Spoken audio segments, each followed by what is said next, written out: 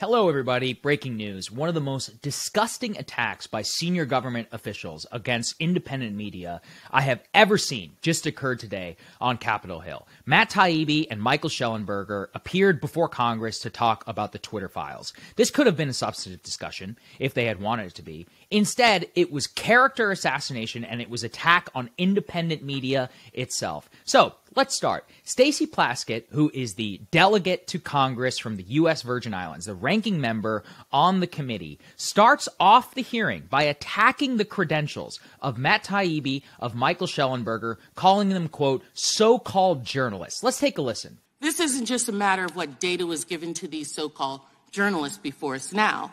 There are many legitimate questions about where Musk got the financing to buy Twitter.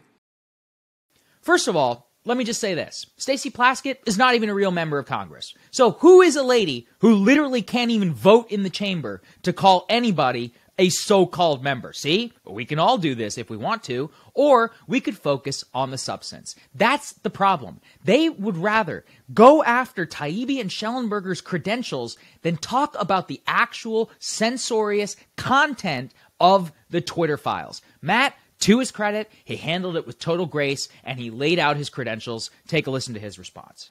Ranking Member Plaskett, I'm not a so-called journalist. I've won the National Magazine Award, the I.F. Stone Award for Independent Journalism, and I've written 10 books, including 4 New York Times bestsellers. Here's the thing, though. And look, I'm glad he obviously is an accomplished person, but credentials don't matter.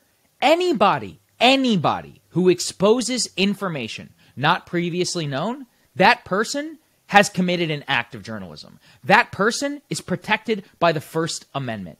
Who the fuck are these members of Congress to think that they can decide who a journalist is and who a journalist is not?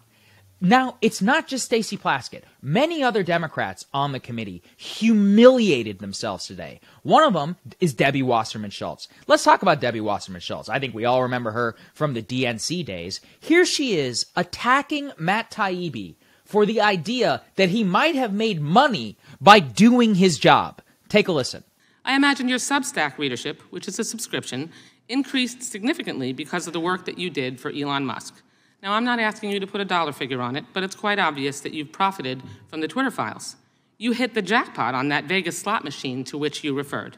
That's true, isn't it? I've also reinvested. You've made some. No. Is it true that you have profited since you were the recipient of the Twitter files? You've made money. Yes or no? I think it's probably a wash, honestly. No, you have made money that you did not have before, correct? But I've also spent money that I didn't have before. I just hired a whole group of people to investigate. Patently obvious answer, reclaiming my time. Attention is a powerful drug. Eyeballs, money, prominence, attention, all of it points to problems with accuracy and credibility.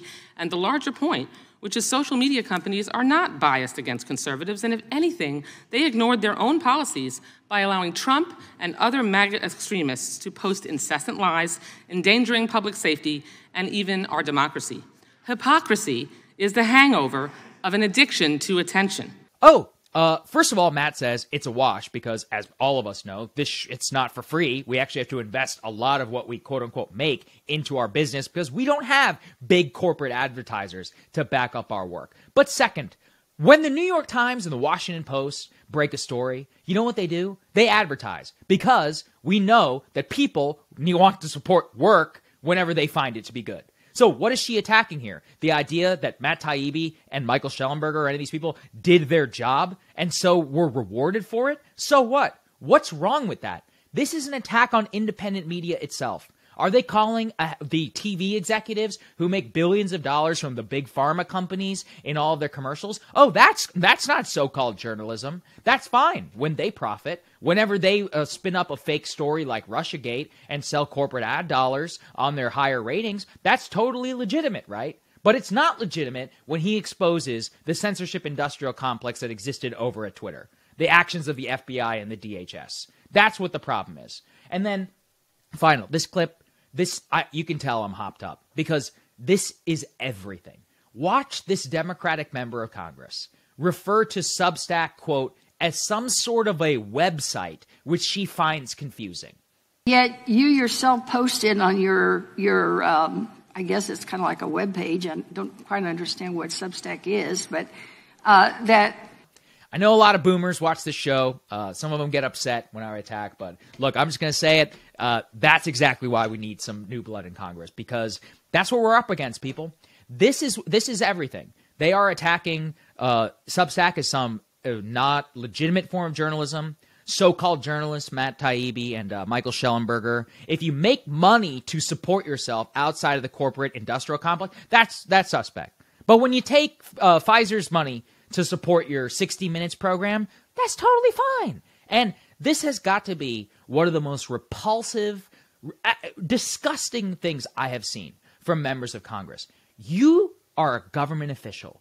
You say nothing about who is a journalist, who is not. Who the fuck are you? That's all I can continue to think whenever I see the way that they behave today on Capitol Hill. We could have had a real discussion here. We could have had a real questioning, not just with Taibbi, with Schellenberger, about the actual content of the Twitter files. That's what Jim Jordan and some of the other people who were in before Congress tried to do. But instead, they chose to attack their character.